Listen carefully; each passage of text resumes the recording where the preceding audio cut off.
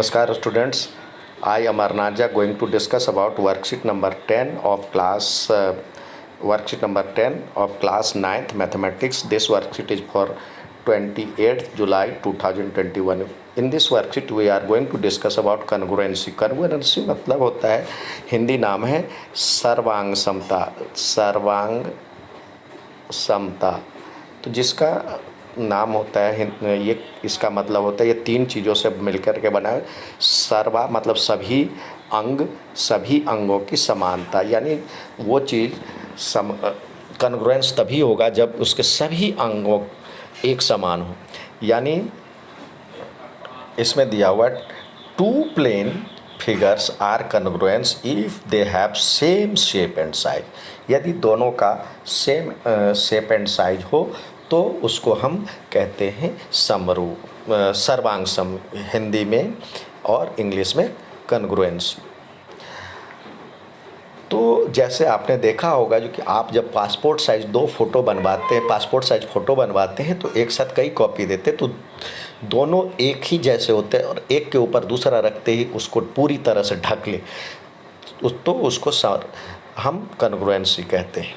जैसे एक गड्डी में दो नोट हैं तो मतलब सेम शेप एंड साइज के होंगे। यदि 100 के नोट एक ही नए वाला ही दोनों हो और पुराने वाला हो तो दोनों पुराने वाले तो एक दूसरे को पूरी तरह से ढक लेता है। तो ये कह रहा है two plane figures are congruent if same shape and size, so two distinct plane figures on piece of paper are congruent if they cut them out and they can overlap each other completely।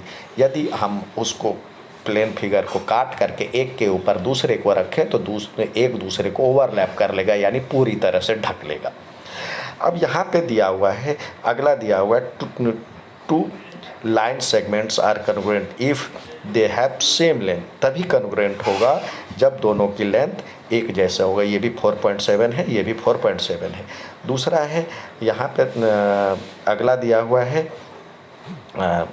अगला है ये दूसरे में देखते हैं आप, यहाँ पे दोनों दिया हुआ है, जो एंगल दिया हुआ है ये एंगल देखिए, दोनों का एंगल दिया हुआ है 57 तो यानी तभी होगा जब ये भी 57 डिग्री के दोनों एंगल है तो ये दोनों एक दूसरे को ओवरलैप कर लेगा। तो two angles are congruent if they have same measure, दोनों का मेजरमेंट एक जैसा हो।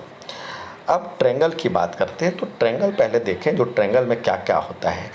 अब देखें ये ट्रायंगल है, तो ट्रायंगल में एक ये एंगल है, एक ये एंगल है और एक ये एंगल है, दूसरा ये साइड है, फिर ये साइड है और ये साइड है। तो 3 साइड्स और 3 एंगल होता है।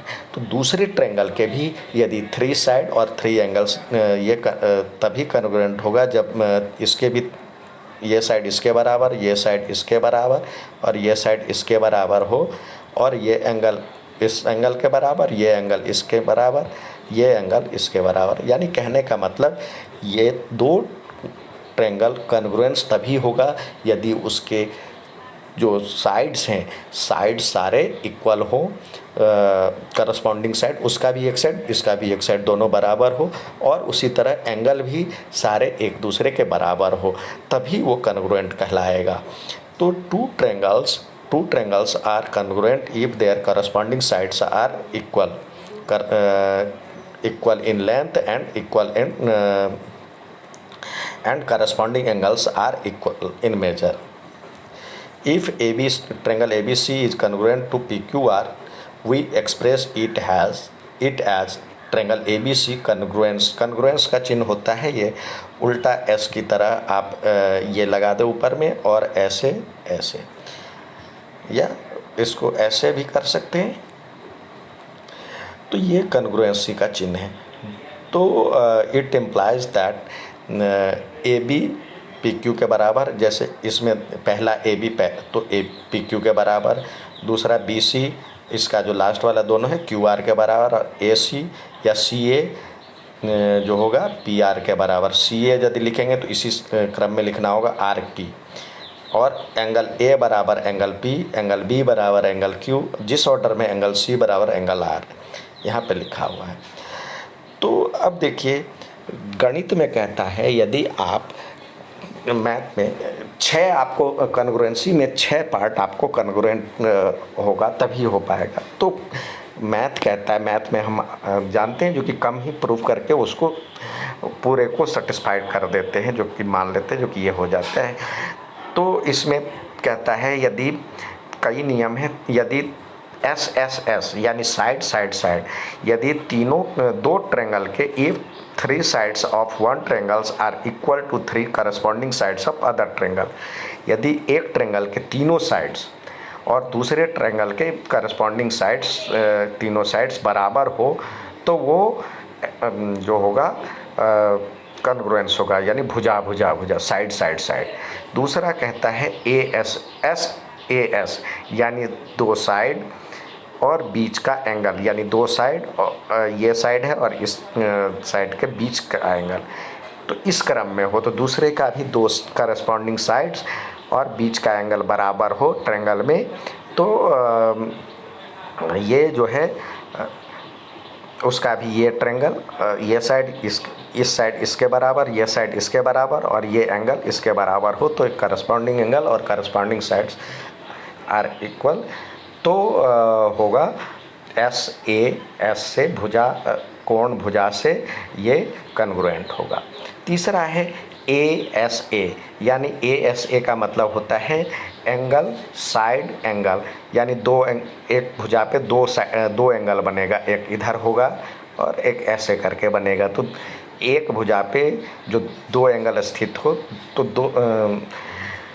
वो भी दूसरे त्रिभुज के भी, दूसरे ट्रायंगल के भी जो 2 एंगल्स और इंक्लूडिंग साइड्स यदि बराबर हो तो वो करस्पॉन्ड मतलब वो एस ए एस से कॉन्ग्रुएंस होता है। If 2 sides and the included angles ये 2 angles and included sides, 2 angle और उसके बीच जो साइड्स है वो equal to corresponding angles and included sides of other triangle, तो ये जो होगा एस ए एस से कॉन्ग्रुएंस होगा। एस ए एस भी होता है, क्योंकि जब यहाँ पे एक साइड बराबर हो, अब यहाँ पे ये एंगल और ये एंगल दे दिया बराबर, लेकिन दूसरे में भी ऐसे ही है, तो ये एंगल सम प्रॉपर्टी से हम ये एंगल निकाल सकते हैं।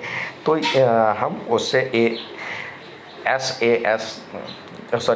ए को ए एस के भी कह सकते हैं। तो वहाँ पे 2 एंगल यहाँ भी है और 2 एंगल यहाँ भी है, तो एंगल सम प्रॉपर्टी लगा देंगे तो यहाँ।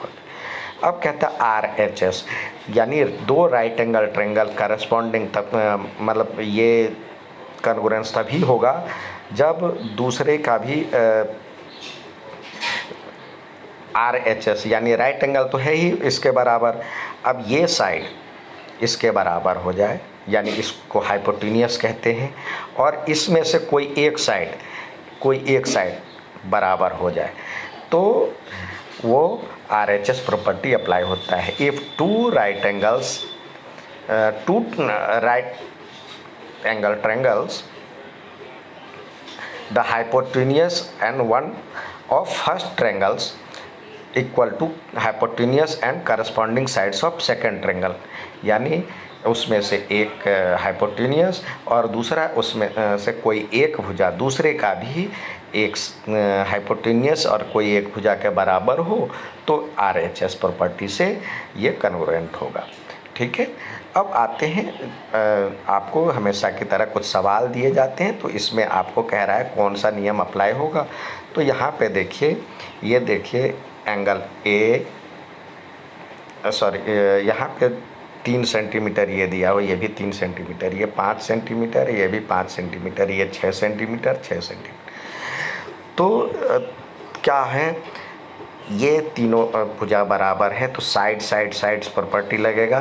तो यहाँ पे लिखें ट्रायंगल, पहले वाले को किसी भी क्रम में लिख दे ए बी सी, और कॉन्ग्रुएंस है किसका, इधर से ट्रायंगल। अब ए बी किसके बराबर है, ए बी पी क्यू के बराबर है, तो यहाँ पे लिखे पी क्यू, और यहाँ पे तीसरा साइड सी ये आ रहा है तो यहाँ पे आर, तो उसी क्रम में लिखे। किससे हुआ, तो ये हुआ side side side congruence rule से। ठीक है। अब दूसरे में आते हैं। यहाँ पे देखते हैं, यहाँ पे एक एंगल है और करस्पॉन्ड मतलब दो साइड से और इंक्लूडिंग एंगल है। यहाँ भी दो साइड से और इंक्लूडिंग एंगल है, तो ये बराबर है। ये 3 सेंटीमीटर है, ये 3 सेंटीमीटर। तो पहले लिखे ट्रेंगल LNM लिख ले, पहले को जैसे मर्जी लिख लें। तो उसी क्रम में दूसरे को भी लिखना पड़ेगा, ट्रेंगल। अब LN किसके बराबर है? DE के बराबर, तो DE। और तीसरा साइड M है, तो यहाँ पे F है।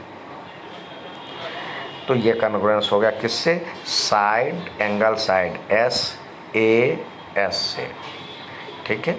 अब नेक्स्ट देखते हैं जो आपको दिया गया है। यहाँ पे देखिए, यहाँ पे एक साइड इसके बराबर है, ये हाइपोटेन्यूस इसके बराबर है, ये 90 डिग्री तो है ही। तो ये RHS प्रॉपर्टी होगा। और पहले लिखे ट्रेंगल PRQ लिखें, PRQ। तो ये कॉन्ग्रुएंस होगा ट्रेंगल। अब PR हमने ये वाला लिया है, तो क्या है? BC और Q ऊपर रखा है, तो ये A। जिस क्रम में पहले लिखा है उसी क्रम में दूसरे को भी लिखना है। और किससे हुआ? RHS कॉन्ग्रुएंसी से। ठीक है। नेक्स्ट सवाल देखते हैं जो इसमें दिया हुआ है। यहाँ पे देखिए 2 एंगल है और बीच का साइड है। यहाँ भी 2 एंगल है और बीच का साइड है, यानी ये 70 है, ये 70 है, ये 75 है, ये 75 है, ये 3 सेंटीमीटर। तो ट्रेंगल यहाँ पे लिखे DEF कॉन्ग्रुएंस किसके हैं? DE इधर से लिखे हैं, तो QRP ट्रेंगल QRP कॉन्ग्रुएंस किससे? तो 2 एंगल बीच का साइड, तो ASA रूल से। ठीक है। तो ये था आज का वर्कशीट। अच्छा लगे तो लाइक और सब्सक्राइब ज़रूर करें। धन्यवाद।